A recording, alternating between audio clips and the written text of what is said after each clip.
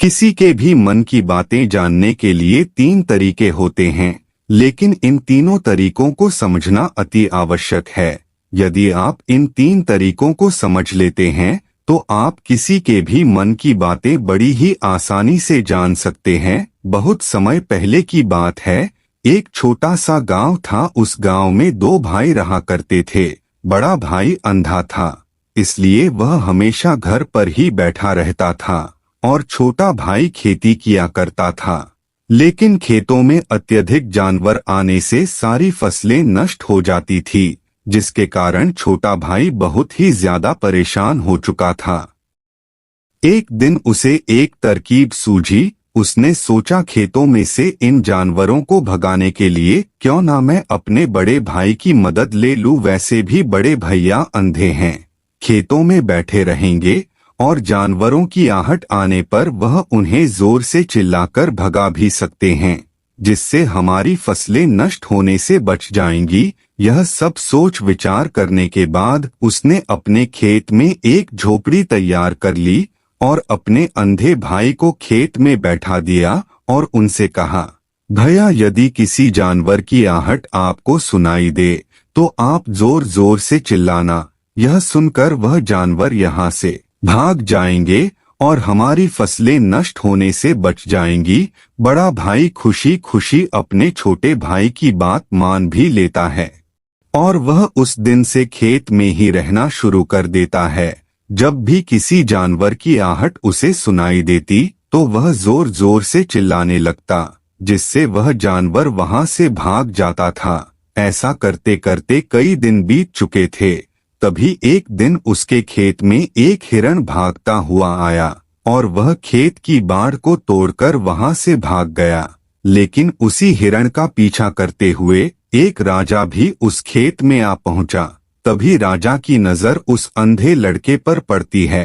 राजा उस लड़के से कहता है, देखो, मैं यहाँ पर एक जानवर का पीछा करते हुए आया हूँ। क्या तुमने उस जानवर को यहाँ पर देखा है? वह लड़का कहता है, हे राजन, मैं तो अंधा हूँ, मैं भला किसी जानवर को कैसे देख सकता हूँ।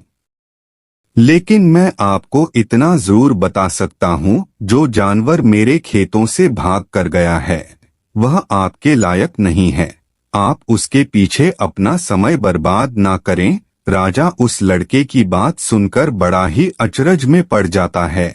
वह सोचने लग जाता है कि यह तो अंधा है, फिर इसे कैसे पता चल गया कि जिस हिरण की मैं तलाश कर रहा हूँ वह मेरे लायक नहीं है।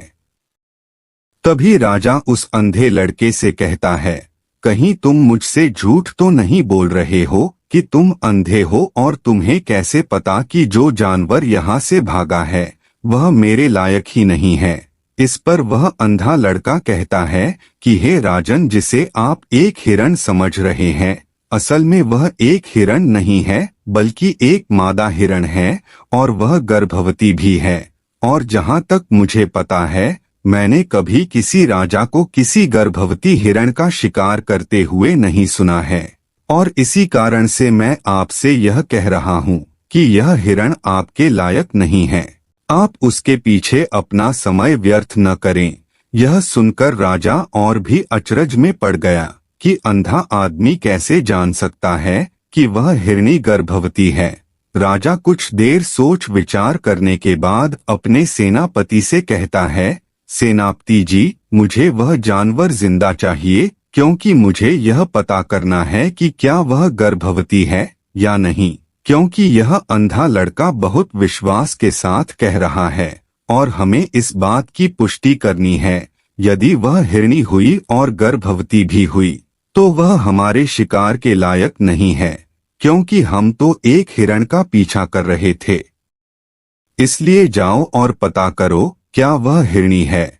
सेनापति राजा से आज्ञा लेकर आगे की ओर चला गया और कुछ देर बाद जब वह वापस लौटा तो वह राजा से कहता है, हे राजन, इस अंधे लड़के ने आपसे जो भी बातें कही थी वह बिल्कुल सही थी। वह एक हिरणी ही है और वह गर्भवती भी है। यह सुनकर राजा आश्चर्यचकित हो गया। वह सोचने लगा कि एक अंधा आदमी जो कभी देख नहीं सकता, वह यह कैसे जान सकता है इसे कैसे पता चल गया? ऐसे कई सारे प्रश्न राजा के मन में उमड़ने लगे।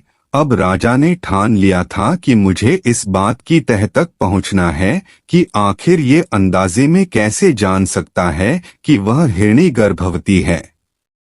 यह सोचकर राजा उस अंधे लड़के के पास जाता है और उस अंधे लड़के से कहता है, देखो, मैं यह तो नहीं जानता कि तुम सचमुच में अंधे हो या नहीं, लेकिन मैं तुमसे एक बात जानने आया हूँ, क्या तुम मेरे प्रश्न का सही सही जवाब दोगे? इस पर वह अंधा लड़का कहता है, हे राजन, आप जो कुछ भी पूछना चाहते हैं आप पूछ सकते हैं, मैं आपको बिल्कुल सच सच जवाब दूंगा। इस पर राजा कहता है, देखो, एक तो तुम कहते हो कि तुम अंधे हो और दूसरी तरफ तुमने यह बता दिया कि जिस जानवर का पीछा कर रहा हूँ वह एक हिरणी है और वह गर्भवती है।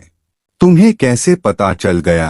तुम्हारे खेत में तो और भी जानवर आते होंगे और भी जानवर यहाँ से गुजरते होंगे, फिर तुमने ये कैसे अंदाजा लगाया?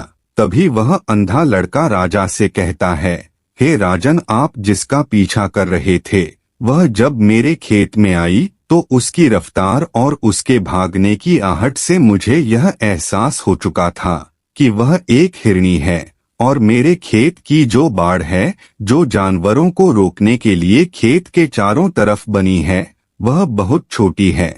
उसकी ऊंचाई ज्यादा नहीं है, लेकिन वह हिरणी इस बाड़ को तोड़कर भागी और यदि वह इस बाड़ को छलांग लगाकर पार करने का प्रयास करती तो इससे उसके बच्चे को खतरा हो जाता और इसी बात से मैंने यह पता लगा लिया कि वह गर्भवती है। इस पर राजा के मन में एक और प्रश्न उठा। राजा ने कहा कि तुम्हें कैसे पता चल गया कि वह एक हिरनी ही है, और भी तो जानवर यहाँ से आते जाते होंगे। इस पर वह अंधा लड़का कहता है, राजन, मैं पूरा दिन सुबह शाम यहीं पर बैठा रहता हूँ और मेरे सुनने की शक्ति बहुत तेज है। मैं भाप सकता हूँ कि कौन सा जानवर मेरे खेत में आया है और उसी के आधार पर मैं जोर जोर से चिल्लाता हूँ ताकि वह मेरे खेत से भाग जाए और मेरे खेत की फसलें नष्ट होने से बच जाएं। राजा उस अंधे आदमी का यह जवाब सुनकर पूरी तरह से संतुष्ट हो चुका था। वह मन ही मन सोच रहा था कि आदमी भले ही अंधा है, लेकिन यह तो बड़ा ज्ञानी मालूम पड़ता है। इस आदमी से कुछ ना कुछ तो काम निकलवाना ही चाहिए। यह विचार लिए राजा वहां से वापस अपने महल की ओर लौट जाता है। कुछ दिनों के बाद राजा अपने सेनापति को आदेश देता है कि जाओ और उस अंधे व्यक्ति को महल लेकर आओ। सेनापति अपने राजा की आज्ञा का पालन करता है। वह तुरंत ही उस अंधे आदमी के पास पहुंचता है और उस अंधे आदमी को राजमहल चलने के लिए कहता है। अंधा व्यक्ति बड़ा ही चालाक था। वह समझ चुका था कि राजा जरूर मुझे कुछ ना कुछ काम सौंपने वाले हैं और वह काम मुझे मुसीबत में डाल सकता है, लेकिन फिर भी वह सेनापति की बात मान लेता और के साथ राजमहल पहुंच गया।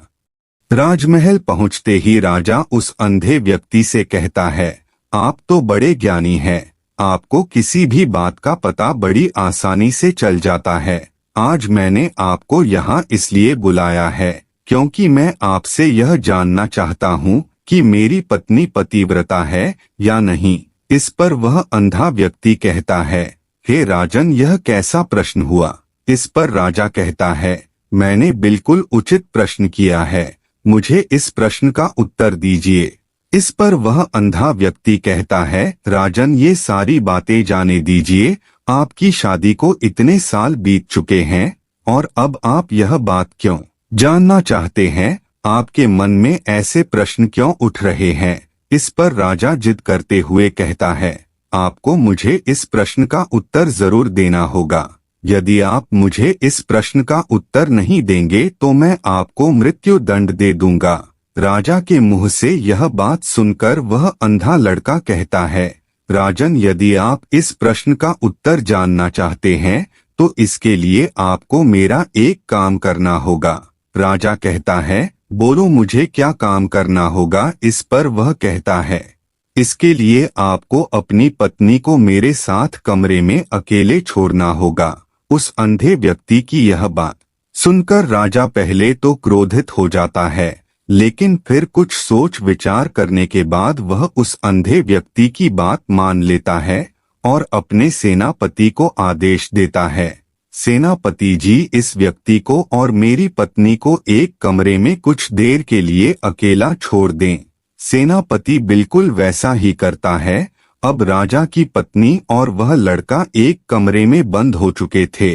तभी लड़का राजा की पत्नी से कहता है, रानी, मैं आपको छूना चाहता हूँ। इस बात पर रानी अत्यधिक क्रोधित हो जाती है और उस अंधे लड़के को पकड़ पकड़ कर पीटने लगती है, कभी हाथों से तो कभी लातों से तो कभी पटक पटक कर। इस तरह उसने अंधे लड़के की बहुत पिटाई की। उसके बाद किसी तरह से वह अंधा आदमी अपनी जान बचाकर वहां से भाग निकलता है और राजा के पास पहुंचता है और राजा से कहता है, हे राजन, आपकी पत्नी पतिव्रता नहीं है।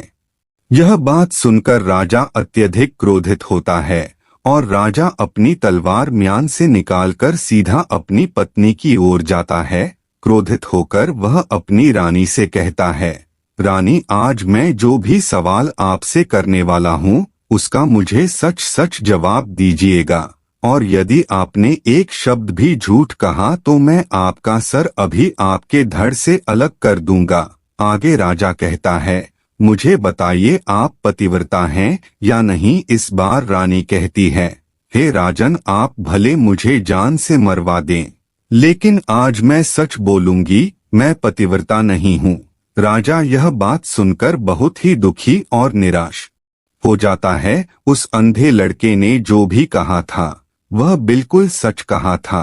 यह बात सुनकर तुरंत ही राजा उस अंधे लड़के के पास पहुंचता है और उस अंधे लड़के से कहता है, तुम्हें कैसे पता चला कि मेरी पत्नी पतिव्रता नहीं है। अंधा आदमी कहता है, हे राजा, बड़ी सीधी सी बात है, मैंने तो आपकी पत्नी से बस इतना ही कहा था कि मुझे आपको छूना है, और इस बात पर वह इतना क्रोधित हो उठी कि उन्होंने गुस्से में आकर मुझे लात घूंसों से पीटना शुरू कर दिया। और भला कोई औरत किसी और मर्द को कैसे छू सकती है, लेकिन उन्होंने ना आप देखा ना ताप, बस लात घूंसे मुझ पर बरसाने शुरू कर दिए। और एक पतिव्रता नारी कभी भी पराये मर्द को नहीं छूती। जब मैंने उनसे छूने के लिए कहा था तो वह उसी वक्त मुझे मना कर सकती थी, लेकिन उन्होंने तो मुझे पीटना शुरू कर दिया और देखते ही देखते उन्होंने मेरे पूरे शरीर को छू लिया।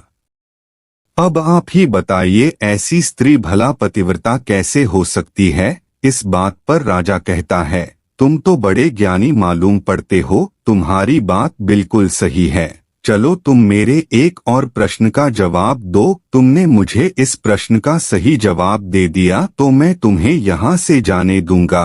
राजा उस अंधे लड़के से कहता है कि तुम मुझे बताओ, क्या मैं सच में अपने पिताजी का ही बेटा हूँ या फिर किसी और का। इस पर अंधा आदमी कहता है, राजन, इस बात से आपको क्या लेना देना, आप किसी की भी औलाद है, आखिर आप इस राज्य के राजा ही है, इसलिए इस प्रश्न को जाने दीजिए। राजा कहता है, नहीं नहीं, मुझे इस प्रश्न का सही जवाब चाहिए, अन्यथा यह प्रश्न मुझे बहुत परेशान करता रहेगा, इसलिए मैं इसका सही जवाब आपसे जानना चाहता हूँ। यदि तुम इसका सही जवाब दे देते हो तो तुम यहाँ से जा सकते हो। इस पर वो आदमी कहता है, इसके लिए तो मुझे आपकी माँ के पास भी जाने की आवश्यकता नहीं है, मैं आपको अभी यह बता सकता हूँ कि आप किसकी औलाद हैं, लेकिन उससे पहले मैं चाहता हूँ कि आप मुझसे वादा करें कि आप मुझ पर क्रोध नहीं करेंगे। राजा ने कहा, मैं तुमसे वादा करता हूँ, मैं तुम पर क्रोध नहीं करूँगा। उसके बाद वह अंधा आदमी राजा से कहता है, राजन, आप अपने ही पिता के पुत्र हैं, लेकिन आप पर एक कंजूस सेठ की छाया पड़ी हुई है। यह सुनकर राजा बहुत ही क्रोधित हो उठा और वह तुरंत तलवार निकालकर अपनी माँ के पास पहुँच जाता है। वहां पर पहुँचने के बाद अपनी माँ से कहता है, माँ, मुझे सच सच बताइए, मैं अपने ही पिता का पुत्र हूँ या नहीं। यदि आपने मुझे सही सही नहीं बताया तो मैं यहीं पर अपने प्राण त्याग दूंगा। मुझे बताओ क्या सच है।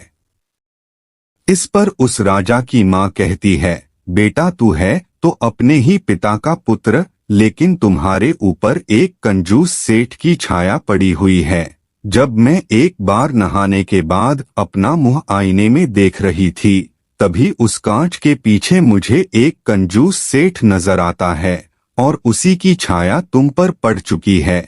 यह सुनते ही राजा और भी ज्यादा अचरज में पड़ जाता है और वह तुरंत दौड़ा दौड़ा वापस उस अंधे लड़के के पास पहुंचता है और उस अंधे लड़के से कहता है, तुम्हें कैसे पता चला कि मुझ पर एक कंजूस सेठ की छाया पड़ी हुई है। इस पर अंधा लड़का कहता है, राजन, आपने मुझसे कई सारे सवाल पूछे जिनका जवाब भी मैंने आपको सही से दिया। यदि कोई और राजा होता तो मुझे उसके बदले में ढेर सारे इनाम देता, लेकिन अब तक आपने मुझे एक फूटी कौड़ी भी नहीं दी। इस बात से मैंने अंदाजा लगा लिया था कि आप बहुत कंजूस है।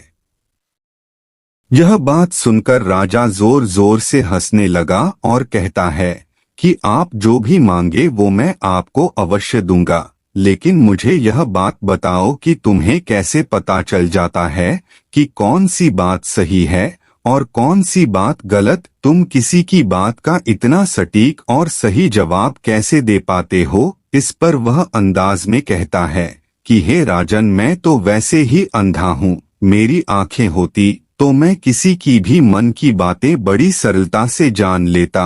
मन की भी एक भाषा होती है और यह भाषा मनुष्य के शरीर के व्यवहार के रूप में देखी जा सकती है। उसकी आंखों से, उसके होठों से, उसकी दान करने के तरीकों से, उसकी क्रियाओं से यह पता किया जा सकता है कि उसके मन में क्या चल रहा है। उसके आधार पर हम किसी के भी मन की बातें जान सकते हैं, लेकिन मैं तो अंधा हूँ, मैं देख नहीं सकता, इसलिए मैं क्रियाओं से देखता हूँ। यदि मुझे कोई बात जाननी होती है तो अगले आदमी को मुझे कुछ काम देना पड़ता है, जिस पर वह व्यक्ति किस तरीके से उस काम को करता है, उसके आधार पर ही मैं पता लगा पाता हूँ कि आखिर उसके मन में क्या चल रहा है। तभी वह राजा कहता है, तो इसका अर्थ यह हुआ कि मैं भी किसी के भी मन की बातें जान सकता हूँ। इस पर वह अंधा लड़का कहता है कि हे राजन, अवश्य, किंतु उससे पहले आपको अपने ऊपर काम करना होगा, और वह है अपने मन को शांत करना, अपने मन को वर्तमान में लाना, जिसके लिए मैं आज आपको 3 तरीके बताने वाला हूँ। और यह तीनों ही तरीके बड़े ही आसान है और सरल है। किंतु हे राजन, उससे पहले आपको एक काम करना होगा, अपने मन को एकाग्र करना होगा। जब हम अपने मन को एकाग्र करते हैं, अपने मन को वर्तमान में लाते हैं, तो हम दूसरे के मन की बातें जान सकते हैं, क्योंकि वह व्यक्ति अभी भी अपने मन में वर्तमान में ही सोच रहा है और हमारे मन को वर्तमान में ही लाना होगा, तभी हम उसके मन की बातें जान सकते हैं। यदि हम अतीत में हुई घटनाओं के बारे में सोच रहे होंगे तो जो अगला आदमी मन में सोच रहा है, वर्तमान में अपने मन में बात कर रहा है, वह हम कैसे जान पाएंगे, क्योंकि हम तो अतीत की घटनाओं में डूबे हुए हैं। इसलिए किसी के भी मन की बातें जानने के लिए सबसे पहले हमें अपने मन को एकाग्र करना होगा, उसे वर्तमान में लाना होगा। फिर वह अंधा व्यक्ति राजा से कहता है, हे राजन, जो 3 तरीके मैं आपको बताने वाला हूँ, इन 3 तरीकों से आप बड़ी आसानी से किसी के भी मन की बातें जान सकते हैं। हे राजन, जो सबसे पहला तरीका है वह आंखों पर ध्यान देना। किसी व्यक्ति से बात करते हुए उसकी आंखों में देखना, उसकी आंखों पर ध्यान देना ज्यादा जरूरी है, क्योंकि आंखें बोलती नहीं और बहुत कुछ कह जाती है। यदि हम किसी व्यक्ति की आंखों के इशारों को समझना सीख जाएं, तो हम यह जान पाएंगे कि व्यक्ति के दिमाग में क्या चल रहा है, वह क्या सोच रहा है और अभी वह क्या करने वाला है। मेरे पास आंखें नहीं हैं, लेकिन मैंने अपने गुरु से यह विद्या सीखी है। क्योंकि बहुत साल पहले मेरे पास आंखें थी और मैं उस वक्त लोगों के मन की बातें केवल आंखों में ही देखकर जान लेता था। इसलिए यदि आप भी दूसरों की बातें जानना चाहते हैं तो आपको भी उनकी आंखों पर गौर करना होगा कि वह कब और कहां किधर देख रहा है। वह आंखों को इधर उधर घुमा रहा है या फिर उसकी आंखें खुश नजर आ रही है और फिर आंखों में कहीं निराशा तो नहीं है। जैसा कि एक चोर होता है, उसकी आंखों में जब हम देखते हैं तो हमें यह पता चलता है कि अगले आदमी ने कोई गलती की है। ठीक उसी प्रकार जब हम किसी चालाक व्यक्ति की आंखों में देखते हैं तो आपको पता चलेगा कि उसकी आंखों में चालाकी होती है। ये एक बहुत ही सीधा और आसान तरीका होता है। यदि आपको यह पता लगाना है कि सामने वाला व्यक्ति आपसे झूठ कह रहा है या फिर सच कह रहा है, तो आपको उसकी आंखों में ध्यान देना अति आवश्यक होता है। यदि आपसे बात करते समय वह व्यक्ति अपनी आंखें इधर उधर घुमा रहा है या ऊपर नीचे इधर उधर दाएं बाएं देख रहा है, तो इसका अर्थ यह हुआ कि वह इस बात से निकलने का कोई रास्ता ढूंढ रहा है, वो कोई झूठ बना रहा है। यदि सामने वाला व्यक्ति आपसे झूठ कहने का प्रयास कर रहा है तो वह आपसे नजर नहीं मिला पाएगा। ठीक उसी प्रकार दूसरे तरीके में हम चेहरे को पढ़ना सीखते हैं, क्योंकि चेहरे के हाव भाव होते हैं जिससे हम मन की बातें बड़ी आसानी से समझ सकते हैं और इन्हें भी समझना बहुत जरूरी है। कभी कभी कोई व्यक्ति अपने चेहरे से, अपने हाव भाव से बहुत कुछ अलग अलग व्यवहार करता है।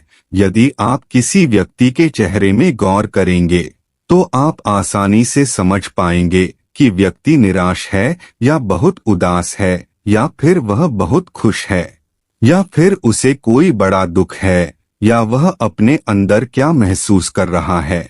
यह सारी बातें हम उसके चेहरे के हाव भाव से पता कर सकते हैं। फिर चाहे इंसान जुबान से कुछ बोले या फिर ना बोले, लेकिन आप उसके चेहरे से सब कुछ पता कर सकते हैं।